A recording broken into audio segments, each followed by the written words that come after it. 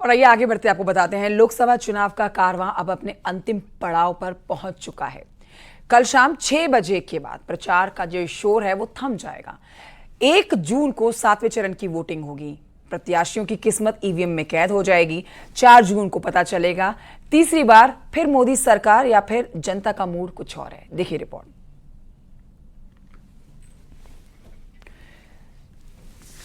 तो एक के बाद एक 6 चरण पूरे हो चुके हैं। अब 7वें चरण का जो रण है वो 1 जून को होना है। 58 सीटों पर देश भर में वोट डाले जाएंगे। 7 राज्यों में वोटिंग होगी। उत्तर प्रदेश की भी 13 सीटें हैं। इस बीच में 7वें चरण में उत्तर प्रदेश की जो 13 सीटें हैं वो आपको बता देते हैं। वाराणसी, गोरखपुर, मिर्जापुर, चंदौली, घोसी, गाजीपुर, महाराजगंज, कुशीनगर, देवरिया, बांसगांव, सलेमपुर, बलिया, रॉबर्ट्सगंज, ये वो सीटें हैं जहां पर 1 जून को मतदान होगा। तो एक तरफ प्रधानमंत्री नरेंद्र मोदी वाराणसी लोकसभा से तीसरी बार चुनावी मैदान में होंगे। VVIP seat, high profile seat, hot seat Varanasi, साथ ही गोरखपुर में भी मुख्यमंत्री योगी आदित्यनाथ को जो आप सुन रहे थे यहां से विधायक रहे हैं। और देखिए इनके इस सीट से रवि किशन जो है तीसरी बार चुनावी मैदान में है। तो ऐसे में ये बेहद महत्वपूर्ण हाई प्रोफाइल हॉट सीट है गोरखपुर भी। तो वहां पे भी वोटिंग जो होनी है वो 7वें चरण में 1 जून को होनी है। फिलहाल आपको बता देते हैं प्रधानमंत्री नरेंद्र मोदी लगातार चुनाव प्रचार में डटे हुए हैं, जुटे हुए हैं। और उनकी जो सीट है वहां से तमाम बीजेपी के कद्दावर दिग्गज जो है वो पीएम मोदी के लिए प्रचार करते हुए नजर आ रहे हैं। आज भी एक के बाद एक तरफ विपक्ष अपने पक्ष को यहां वोट दिलाने के लिए लोगों से अपील करता हुआ नजर आएगा, साथ ही प्रधानमंत्री नरेंद्र मोदी को घेरता हुआ नजर आएगा। तो वहीं बीजेपी की तरफ से भी 7वें और अंतिम चरण में ताबड़तोड़ तरीके से चुनाव प्रचार जारी है।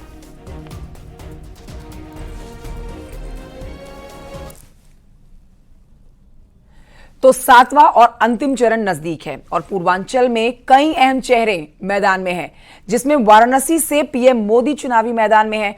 वाराणसी में पीएम मोदी पर एआईएमआई चीफ असदुद्दीन ओवैसी ने मंगलसूत्र मुसलमान पर घेरने के साथ ही जुम्मे की छुट्टी पर सवाल उठाने के मसले पर भी घेरा उन्हें और दावा किया है एक बड़ा। उन्होंने कहा है कि भाई हफ्ते में 7 दिन की जगह 8 दिन भी कर सकते हैं और 8वें दिन का नाम मोदीवार भी रख सकते हैं।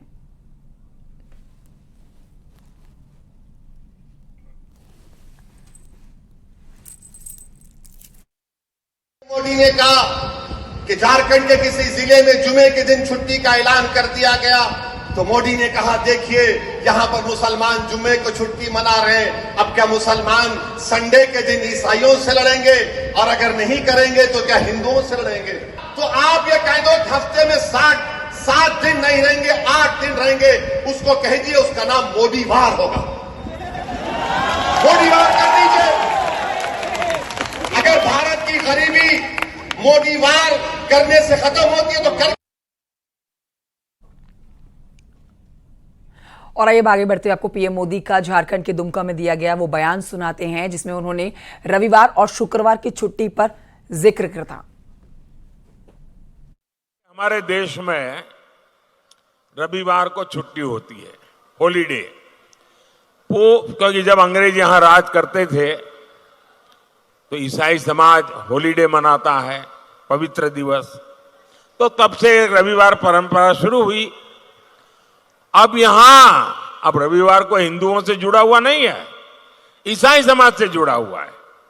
200 साल से 300 साल से यहां चल रहा है। अब उन्होंने एक जिले में रविवार की छुट्टी पर ताले लगवा दिए, बोले शुक्रवार को छुट्टी होगी। अब ईसाइयों से भी झगड़ा, पहले हिंदुओं से झगड़ा, अब ईसाइयों से झगड़ा।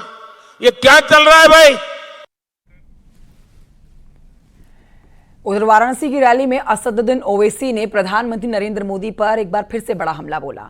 मुजरे पर मचे घमासान पर बोलते हुए ओवैसी ने मुजरे को महिला से और फिर चीन से जोड़ दिया।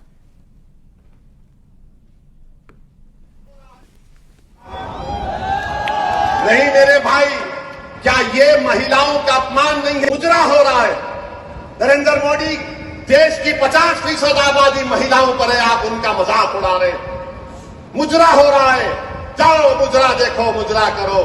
चीन 2000 स्क्वायर किलोमीटर पर कब्जा करके बैठा है और मोदी कुछ नहीं कहते। क्या मोदी आप चीन के साथ ब्रेक डांस कर रहे थे? तो प्रधानमंत्री नरेंद्र मोदी के आरजेडी को मुजरे वाली जमात कहने के बाद ये बवाल उठ रखा है। आगे बढ़ते आपको ये बताते हैं कि ऑल इंडिया मुस्लिम जमात के राष्ट्रीय अध्यक्ष मौलाना शहाबुद्दीन रजवी बरेलवी ने मुसलमानों से पीएम मोदी को सपोर्ट करने की अपील की है। बरेलवी ने कहा है कि सपा ने मुसलमानों के साथ अच्छा व्यवहार नहीं किया है। अब समय आ गया है कि मुसलमान मोदी जी का साथ दें। और खासतौर पर अखिलेश यादव ने हाशिए पे कर दिया। तो अब ऐसी सूरत हाल में प्रधानमंत्री नरेंद्र मोदी से मुसलमानों को जुड़ना चाहिए। उन्होंने दोस्ती का हाथ बढ़ाया है तो उस दोस्ती का हाथ दोस्ती के साथ में होना चाहिए।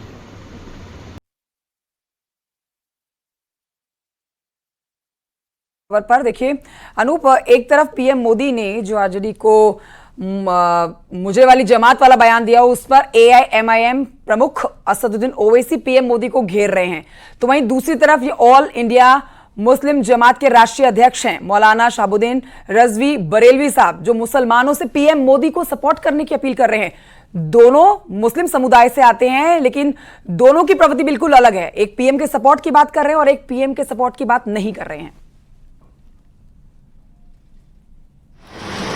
देखिए, आपको बता दूं कि कुछ दिन पहले ही प्रधानमंत्री नरेंद्र मोदी ने न्यूज़ 18 से खास बातचीत की थी और उसमें उन्होंने कहा था कि वो खास तौर पर खुद कभी हिंदू मुसलमान की राजनीति नहीं करते हैं और दोनों को एक चश्मे से देखते हैं। और लगातार आपने देखा होगा कि जिस तरीके से लगातार प्रधानमंत्री नरेंद्र मोदी की तरफ से, केंद्र सरकार की तरफ से पसमानदा मुसलमानों को लेकर के जिस तरीके से योजनाएं लाई जाती है, जिस तरीके से उनके लिए काम किया जाता है, इससे कई बातें साबित हो जाती है।